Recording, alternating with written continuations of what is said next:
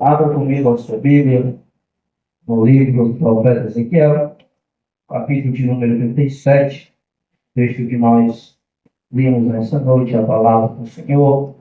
Deus tem uma palavra para nós nesse texto. Texto muito conhecido por todos nós. Quem conhece o texto de Ezequiel, capítulo de número 37, Vale de Ossos Secos, como é bem conhecido. Nós se deparamos nesse texto, irmãos, a ação de Deus, a mão de Deus sobre este lugar, sobre este povo. A palavra do Senhor diz, o texto fala que a mão do Senhor estava sobre mim, e por seu Espírito Ele me levou a um vale cheio de ossos. Ele me levou de um lado para o outro, e pude ver que era enorme o número de ossos no vale, e que os ossos estavam muito secos. Ele me perguntou: filho do homem, estes ossos poderão tornar a viver? Eu respondi: ó soberano Senhor, só tu o sabes. É interessante esse texto, meus amados irmãos, porque o Senhor, Ele leva o profeta Ezequiel, Ele conduz o profeta a este vale. O profeta, ele começa a contemplar, o Senhor começa a mostrar a ele um vale de ossos secos. Não havia vida. Os ossos, como diz o texto, os ossos estavam sequíssimos. Em outra compreensão melhor para nós, não servia mais para nada. Mas o profeta está caminhando neste vale, ele está olhando, está vendo os ossos. E o Senhor faz uma pergunta ao profeta. Ele pergunta ao profeta no versículo 3. Ele me perguntou: filho do homem, estes ossos poderão tornar a viver? E ele responde. Eu respondi: ó soberano Senhor, só tu sabes. Isso é algo precioso, irmãos, porque o profeta está reconhecendo aqui o poder de Deus. E o profeta também está reconhecendo que tudo está na mão e no controle do Senhor. E é Ele que age, é Ele que faz as coisas conforme a sua santa e poderosa vontade. E aí o Senhor começa a fazer pergunta ao profeta. E começa ainda conversando com o profeta naquele lugar, naquele momento. E isso é algo muito especial, porque nos leva a pensar de um Deus que se relaciona com o homem. De um Deus que tem o prazer de estar conversando com o homem, fazendo perguntas, revelando também a sua santa e maravilhosa vontade. E ele vai começar a perguntar, a indagar. E o profeta, a única coisa que o profeta sabe dizer é que é o Senhor que sabe. O profeta está falando: a minha compreensão a respeito de ti, do que tu faz ou deixa de fazer, ela é muito limitada. Mas uma coisa que eu sei é que é o Senhor que sabe o que deseja fazer, o que quer fazer, o que vai fazer e como vai fazer. E o Senhor começa a falar para o profeta, mandando que o profeta comece a profetizar. Mas não é qualquer profecia. Não é uma profecia inventada pelo profeta. Não é uma palavra que o profeta inventou. É uma palavra que ele está recebendo de Deus. E a palavra, quando é proferida, vindo da parte do Senhor, o vale pode ser seco da maneira que for. Mas se Deus manda profetizar e começa a soprar, o vale começa a ter vida. Porque não é sobre a palavra do homem, mas sim sobre a palavra de Deus. Deus não tem compromisso com a palavra do homem, Deus tem compromisso com a sua palavra. Ele é fiel para cumprir a sua palavra. E é Ele que manda o profeta profetizar. E aí há algo muito importante nós percebermos, que as coisas acontecem através da palavra de Deus. A palavra de Deus tem poder, meus irmãos, suficiente para ir um vale trazer vida àqueles que estão mortos. A palavra de Deus tem poder suficiente para ressuscitar o que está morto e ter vida novamente. Somente a palavra de Deus é poderosa para fazer isso na vida do homem. E isso é tão notório porque uma outra hora eu e você estávamos mortos, mas quando a palavra de Deus chegou no nosso coração e na nossa vida, ela trouxe vida, ela vivificou o nosso coração, ela vivificou a nossa vida, e hoje nós podemos declarar que temos vida em Cristo Jesus, porque ouvimos a sua palavra, porque a sua palavra chegou até nós, e por nós crermos, Ele trouxe vida a cada um de nós que estamos aqui nessa noite. A palavra de Deus era poderosa, meus irmãos. Porque ela não é a palavra humana, ela é a palavra de Deus. Ela é a palavra do Senhor. É por isso que quando o homem, muitas das vezes, pessoas recebem um resultado, muitas das vezes, até mesmo de término da sua vida pelo homem. Mas quando Deus quer, Ele dá uma palavra e muda toda a expectativa do homem. Quanto testemunho eu e você já ouvimos de pessoas que, diante dos homens, recebeu um agnóstico que não tinha mais muito tempo de vida, que a sua vida estava acabada. Mas quando Deus trouxe a palavra, mudou todo o cenário, mudou toda a circunstância. Aquele que tinha apenas alguns dias de vida, quando recebeu a palavra de Deus, passou a ter mais de anos e mais anos, porque a palavra de Deus é poderosa para mudar todas as coisas. Bendito seja o nome de Jesus. Mas o Senhor, Ele usa essa questão dos ossos secos, por conta da declaração do povo de Israel. O povo de Israel, eles mesmos, traz como eles se encontravam, a situação que eles estavam vivendo. Eles falam que eles estavam mortos. O povo de Israel é levado cativo por conta do pecado, por conta da desobediência. E aí agora eles estão cativos, servindo como escravo. E para eles, tudo agora tinha se acabado. Não havia mais esperança para eles. Para eles, eles estavam mortos. Para eles, meus irmãos, eles iam perecer e morrer como escravo. Mas o Senhor é um Deus que, com a sua palavra, Ele muda todas as coisas. No versículo de número 11, a gente percebe a forma que o povo se declara como se encontrava. No versículo 11, eles falam: então ele me disse, filho do homem, estes ossos são toda a nação de Israel. Olha o que o povo diz de si mesmo. Eles dizem: nossos ossos se secaram e nossa esperança desvaneceu-se. Fomos exterminados. É a declaração que esse povo está se declarando, está falando. Essa notícia, essa frase, essa palavra, ela começa a se espalhar no meio do povo, trazendo sobre o povo um sentimento de morte, um sentimento de que não há mais esperança, um sentimento de destruição. O que eles estão declarando é: nós estamos mortos, não há mais esperança para nós, a destruição sobre a nossa vida já está aí. Esse é o cenário, essa é a reação, é a declaração que o povo aqui está falando, a nação de Israel está se declarando a respeito de si mesmo, por conta do seu próprio pecado, por conta da sua própria desobediência diante do Senhor. Então perceba que aqui há um povo, irmãos, que não tem esperança. A sua expectativa é de morte e de destruição. Mas a palavra de Deus, irmãos, aonde a morte, quando ela chega, gera vida. A palavra de Deus, aonde tem destruição, quando ela chega, ela restitui.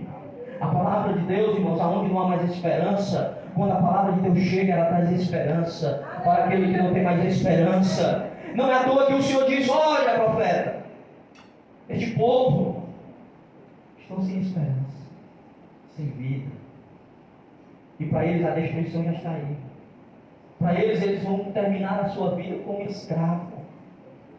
Mas não é esse o fim que eu tenho para eles. Não é isso que eu desejo para esta nação.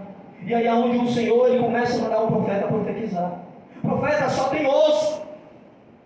Ele usa esse cenário para que o povo compreenda. Porque o povo diz assim: os nossos ossos estão todos secos, se secaram. Nós estamos sem vida. Nós não temos mais vida porque os nossos ossos se secaram. E aí o Senhor usa justamente, irmãos, essa analogia, essa palavra figurada no vale de ossos secos. O Senhor está dizendo, mandando o profeta dizer: olha, o Senhor manda dizer que ainda que haja um grande exército de ossos secos, Ele vai começar a soprar o Espírito que vai trazer vida. Aleluia! Ele vai trazer restauração sobre aqueles que estão mortos. Ele vai soprar no seu Espírito através da sua palavra. A sua palavra ordenará que o Espírito do Senhor venha e produza vida em vocês. A esperança ainda não acabou. Não é o fim, não é a morte de vocês. Embora que vocês estejam aí vivendo por conta da desobediência, mas ainda é uma palavra de Deus, de restauração, para as vossas vidas. E quem vai fazer isso é a palavra proferida pela boca do profeta. Mas a palavra, ela vem dirigindo do céu. É do céu que a palavra vem. A boca do profeta, o coração do profeta. E é falada pela boca do profeta. E a palavra de Deus, ela age. A palavra de Deus trabalha porque ela é poderosa no Senhor.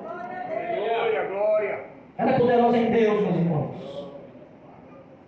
Ela não é poderosa por conta do pregador, por conta do pastor. Pode ser o pastor mais conhecido, menos conhecido. Pode até não ser um pastor, mas quando Deus dá a palavra dele tem poder. Quando o homem fala de si mesmo, nada acontece. Mas quando ele fala que a palavra de Deus, o que o Senhor mandou falar, algo acontece. Porque é a palavra de Deus. E aí Deus fala para o profeta que ainda havia esperança para este povo. E a esperança para este povo é que, embora que eles estivessem achando que estavam mortos, Deus traria a eles a vida. No versículo de número 12, a palavra do Senhor diz: perceba que no 11 o povo se declara estar morto, sem esperança e destruído. Porque tem pessoas que estão vivendo a vida assim, irmãos, sem esperança, achando que a vida acabou. Mas entenda algo precioso da parte de Deus para a igreja, para mim e para você. É que eu e você, nós podemos ser como um profeta, com a palavra de Deus, chegar até essas pessoas e levar uma vida de uma palavra de esperança, de vida e de restauração. Porque a palavra profética está na vida da igreja. A palavra profética, irmãos, a palavra de Deus, ela não está no mundo lá fora.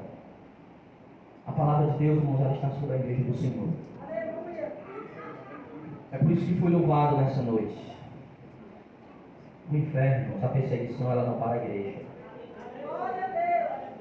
A igreja é igual um omelete, irmãos. Você pega um ovo para fazer um omelete, você tem que fazer o que com ele? Quando você vai batendo, o que acontece? Quando é igual a igreja. Quanto mais bate nela, mais ela cresce. Pode bater na igreja, ela vai crescer, porque a igreja é do Senhor. A igreja não é a origem humana, irmãos. Não foi Pedro que criou a igreja, não foi João, não foi Paulo. A igreja foi criada por Cristo Jesus. E para destruir a igreja tem que matar o cabeça. O cabeça é a igreja. E aí, para você alcançar o cabeça, você tem que subir à direita do Pai, porque ele está lá. E quem é que consegue atingir a cabeça do Pai? A cabeça da igreja. Aí tem outro problema. Porque o cabeça da igreja, quando ele ressuscitou, ele disse: foi-me dado todo o poder no céu, na terra e debaixo da terra. Se você encontrar alguém que tenha mais poder do que o cabeça da igreja, o problema é que eu e você não vamos encontrar.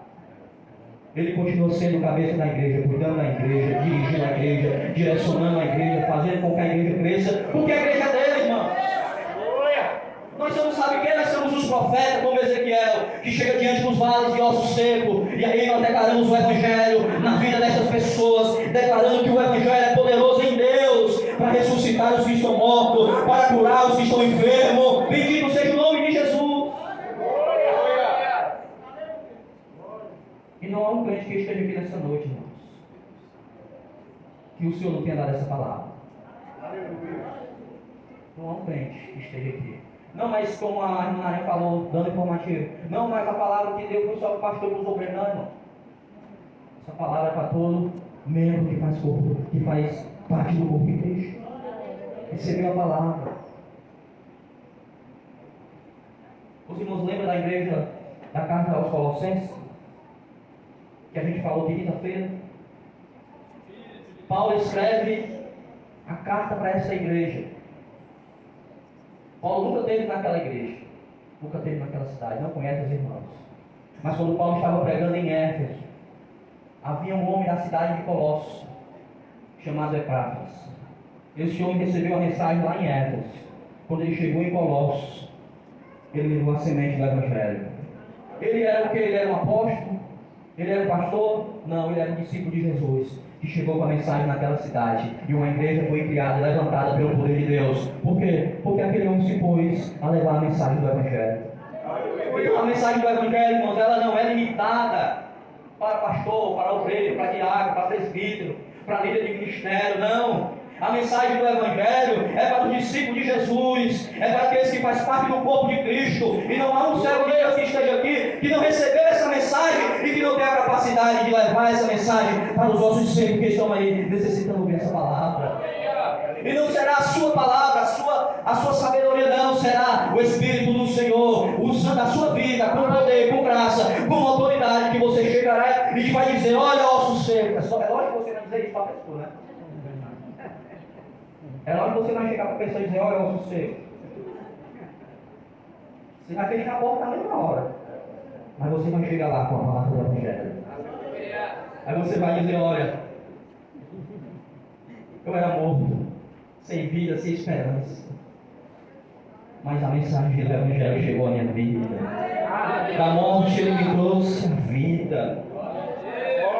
A esperança que tinha acabado ele renovou. Bendito seja o nome de Jesus. Não vivo mais como destruído, mas vivo uma vida abundante em Cristo Jesus, porque ele me deu.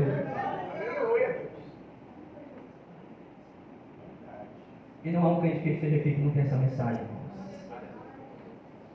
Porque nós somos alcançados por ela. E o Senhor, Ele traz essa palavra de esperança através do profeta. E a palavra é justamente essa, meus irmãos. Versículo 12. O Senhor faz a promessa: por isso profetizei, e diga-lhes: assim diz o soberano Senhor, o meu povo, vou abrir os seus túmulos e fazê-los sair. Trarei vocês de volta à terra de Israel. Promessa gloriosa, irmãos. E aqui essa palavra está dizendo que eles já estão mortos, porque ele disse que vai abrir o túmulo. Mas a palavra de Deus tem poder para ressuscitar. Quando Jesus chegou lá, estava com 4 dias. Mas quando Lázaro ouviu a palavra do Senhor, ele saiu para fora. Porque a palavra de Deus ressuscita. Ela ressuscita tanto fisicamente como espiritualmente. Assim o Senhor deseja ressuscitar. Fisicamente ele ressuscita. Ele não só ressuscitou Lázaro, mas ele ressuscitou a filha de Jairo. Ele ressuscitou o filho da viúva. Só com a palavra. Porque a palavra do Senhor, ela tem poder para dar vida. Ela tem poder para ressuscitar. Todos esses morreram novamente. Mas houve um que morreu, mas que ao terceiro dia ressuscitou. E ele não morreu mais, ele continua vivo. Não só vivo, mas continua reinando. Ele reina sobre a sua igreja. Ele reina sobre as nossas vidas. Bendito seja o nome de Jesus. Essa é a nossa esperança, meus irmãos, que nós servimos um Cristo que está vivo. E através da vida dele produz vida onde ela chega. E a vida dele está em mim, a vida dele está em você. Então, onde nós chegamos, pelo Evangelho, com a graça de Deus, no poder do Espírito, o lugar pode ser um lugar de treva, um lugar de morte. Mas com a palavra de Deus, ela pode ser gerada vida, através da minha e através da sua vida. Porque o Cristo de Deus está na minha vida, o Cristo de Deus está na sua vida. Outra hora estávamos mortos, como o apóstolo Paulo diz, mas hoje eu e você estamos vivificados pela palavra que chegou à nossa vida, por Cristo Jesus, o nosso Senhor.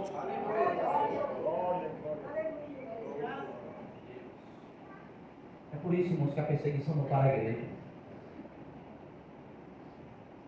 Passamos pressões, porque a igreja sempre passou isso, irmão. E quando Jesus não voltar, a igreja vai continuar sofrendo na terra perseguição, pressão, mas ela vai continuar crescendo. Deus vai continuar salvando. E eu e você somos os agentes da salvação. Mas por quê? Porque eu e você temos a palavra do Evangelho, irmãos. Você não vai sair por aí profetizando feito um maluco, sem Deus ter dado a palavra. Mas quando Ele dá a palavra, pode profetizar. E a maior profecia é a palavra dele.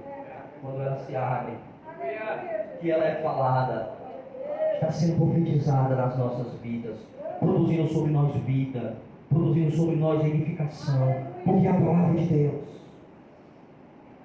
porque é a palavra do Senhor, irmãos. Então o Senhor, ele fala para que o profeta profetize a esta nação, que embora eles estejam achando que estão mortos, sem esperança e destruídos, o Senhor diz: olha, tem ressurreição, mesmo se vocês estiverem mortos. Eu trarei ressurreição na vida de vocês. Mas o Senhor também faz a promessa de trazer o povo de volta para Israel. Vocês estão aí cativos, mas haverá um tempo que vocês retornarão para onde o lugar que eu tenho prometido para vocês. Para vocês não é Babilônia, para vocês é Jerusalém. Para vocês é Jerusalém. Bendito seja o nome de Jesus. Trarei você de volta.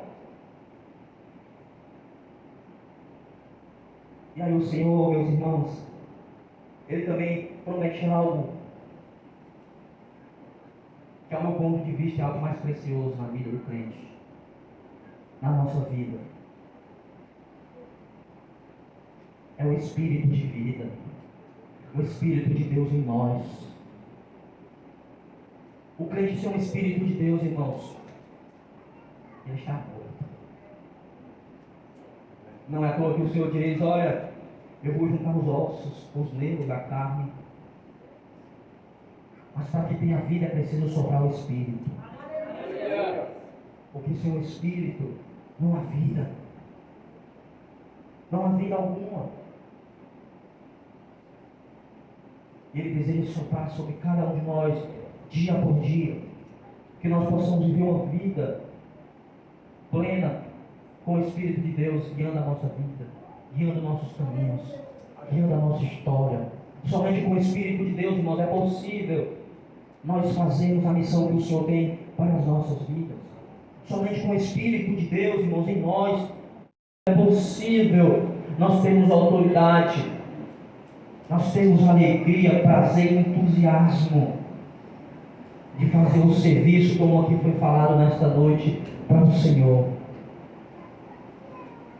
Não é à toa que Jesus disse que Ele ia, mas Ele rogaria ao Pai para que Ele enviasse o Consolador.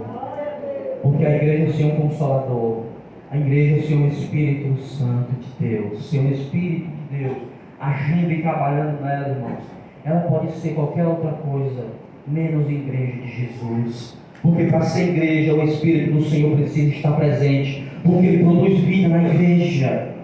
Ele é que traz vida à igreja, o Espírito do Senhor.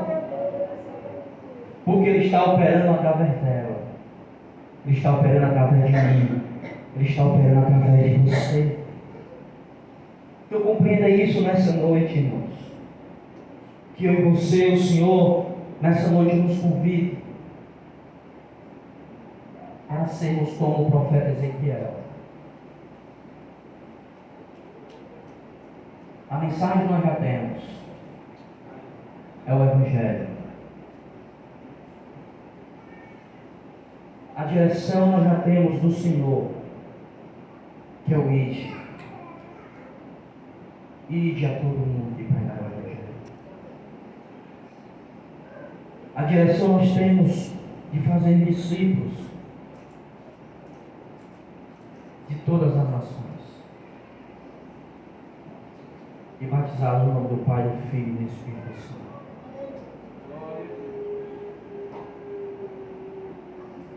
Pastor, mas está faltando o revestimento do Espírito. Ele é poderoso para nos conceder. Ele é poderoso para nos capacitar. Ele é poderoso para nos revestir com o seu Espírito, com sua graça, com o seu poder, para que possamos fazer a obra do Senhor conforme a direção do Espírito de Deus.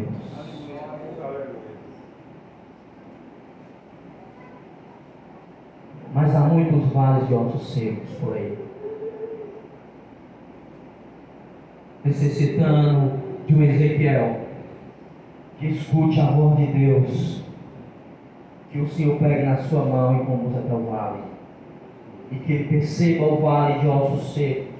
E que ele entenda que o soberano Deus é poderoso para mudar o quadro daquele vale.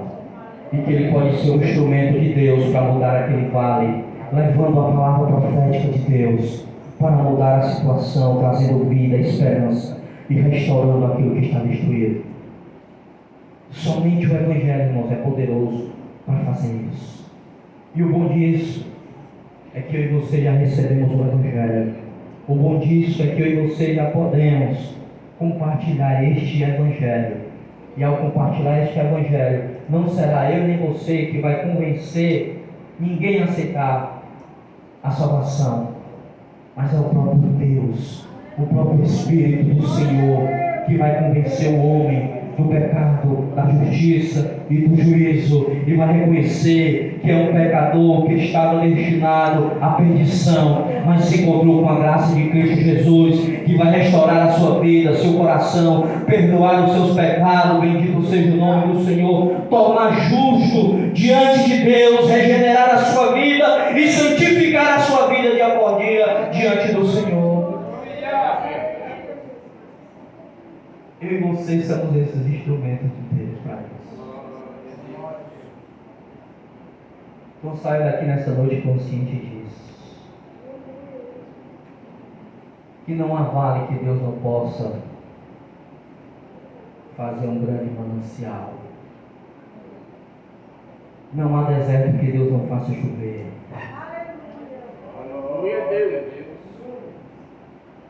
Não há vale que Deus não possa levantar um grande exército.